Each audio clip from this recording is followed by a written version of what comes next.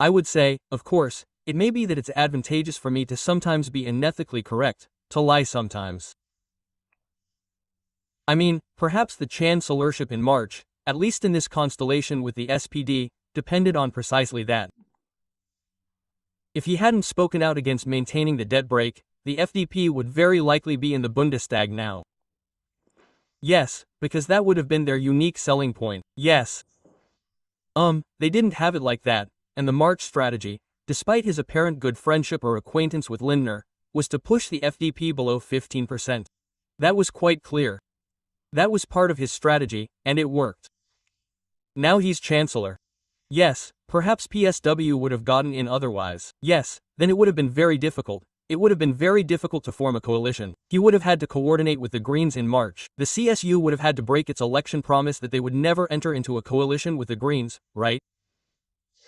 Congratulations, that would have been difficult. Now you can say that his life's goal of becoming Chancellor is probably due to this lie. We don't want to assume that he's so unintelligent that he didn't understand that there was no other way. So let's assume that was a lie, a deliberate lie. Secures him the Chancellorship, realizes his life's dream.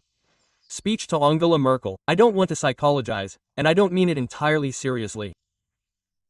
And, well, maybe the Chancellorship will go well and then the lie will have paid off. Okay, I think you have to face that.